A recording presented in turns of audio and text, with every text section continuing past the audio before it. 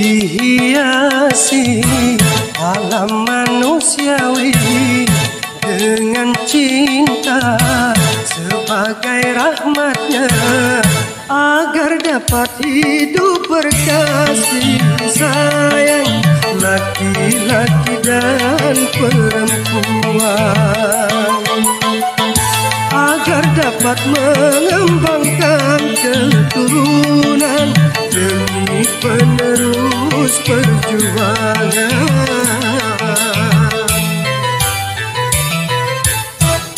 Begitulah Tuhan meletakkan nilai cinta dalam kesucian.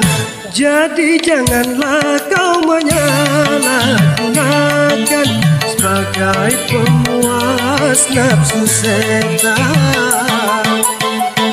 Dan juga janganlah cinta kau jadikan alat pembuat kerusakan.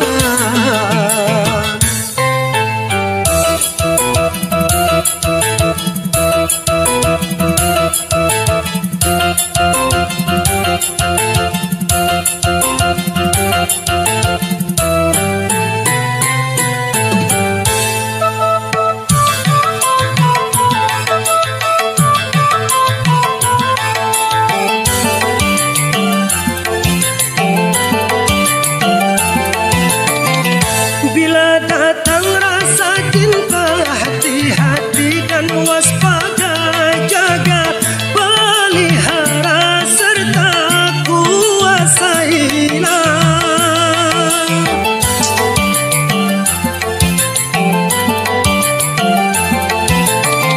sehingga sampai waktunya halal bagimu berdua. Bila hidup cinta tiba di titik nikah,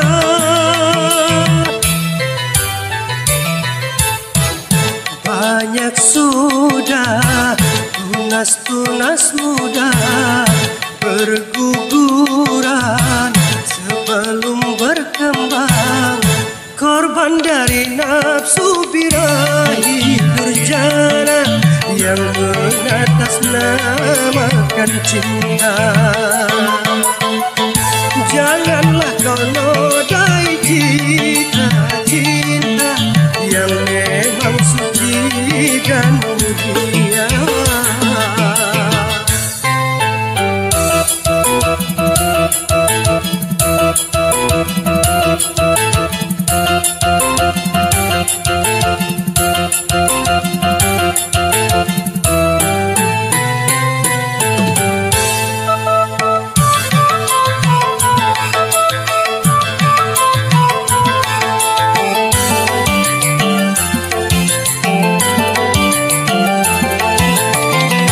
Bila datang rasa cinta, hati-hati dan waspada, jaga, pelihara serta kuasailah,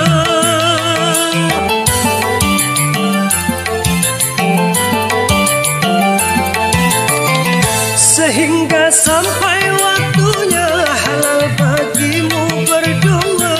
Bila hidup cinta tiba di titik nikah,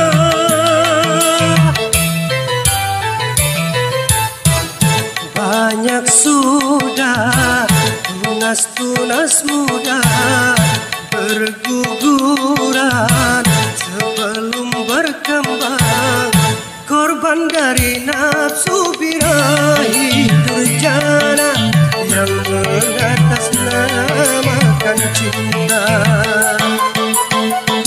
Janganlah kau nodai cinta-cinta yang memang suci dan mulia.